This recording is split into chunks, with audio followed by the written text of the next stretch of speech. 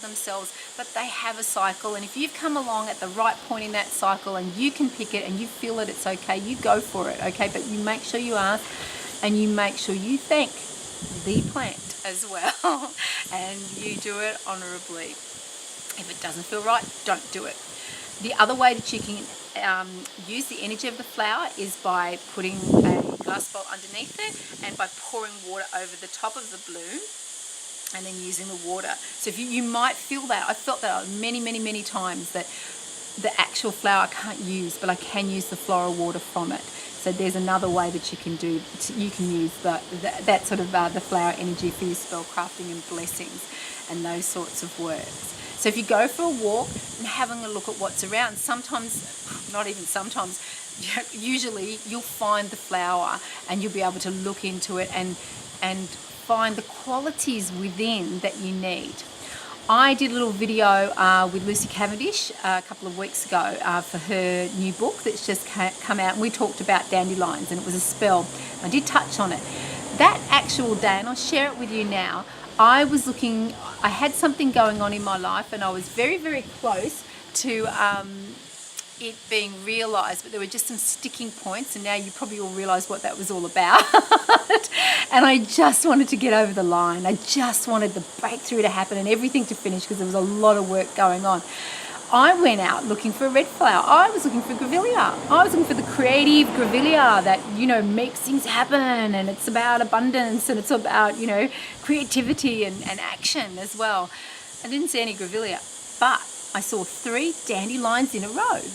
Beautiful dandelions, and they were in this perfect line as I walked along. I saw one. I just left the first one and I kept walking looking for my grevillea. Then I just thought, there's 3, they're in this perfect straight line and they're perfect. I asked, yes, I picked the 3 dandelions and I brought them back.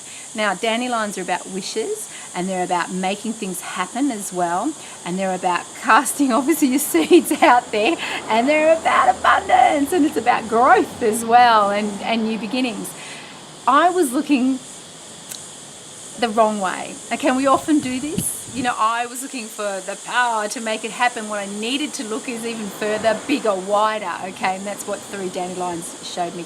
So I made a spell with those 3 dandelions, and I have to say, the very next day I got a phone call and everything worked out. Awesome spell.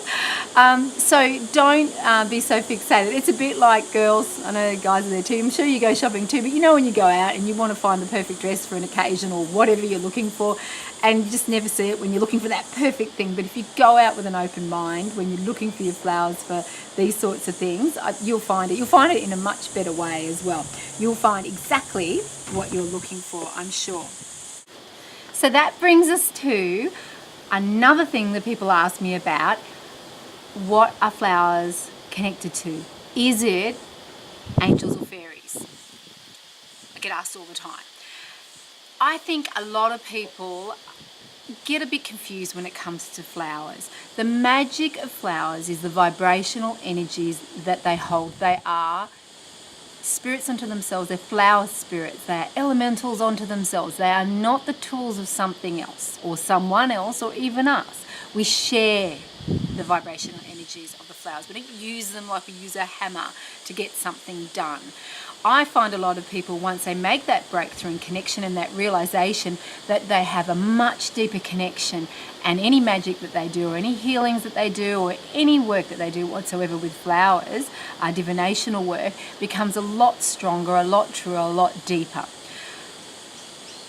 The reason that people have this sort of feeling that the flowers are messengers of angels or angels speaking to them or fairies speaking to them is because this vibrational energy of flowers is so high, and so are angels, so are fairies, so are gods and goddesses as well. Because they all operate on this very high vibrational level, it's confusing, I guess. And because also they don't have the face of a human. So it's quite easy to think of them as an object and then attribute them to something, much the way as we've been talking about correspondences. Correspondences can be between spirits and elementals as well as things, okay? So once we start thinking of them as alongside fairies and angels and mermaids and gods and goddesses, you can then start to really look in and focus in on the power of flowers themselves. Yes, they are connected to fairies and angels, of course they are. They correspond. There's certain different types and species and even certain blooms that are very connected with, and they will come up when the fae have been around. We all know about the fairy ring of flowers. Of course they're going to come up in a ring where the fae have been, because they're rejoicing, matching their energies. They didn't sort of just appear as a tool. They are onto themselves a vibrational energy. So try to think of it that way. It becomes very easy after a while as well.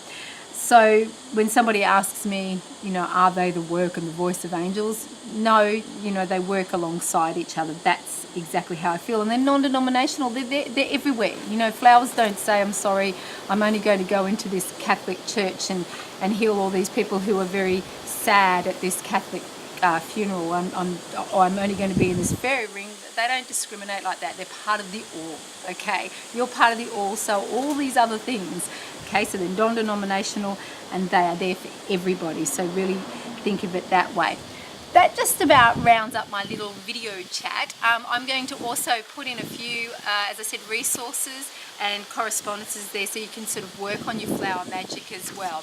I'm going to include an audio, just a short meditation this time, and that will be able to empower a little bit more fairy magic into your fairy magic. Wow, I've got fairy on the brain today. I think it's because I'm in my little fairy part of the garden.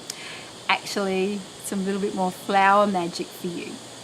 And it'll just help you get into that mode of understanding the magic of flowers a little bit more. Thanks a lot for joining me today on this podcast. As I always say, you are so welcome to share this. Just don't edit it in any way. That's all I ask of you. I have a flower-filled, blessed week.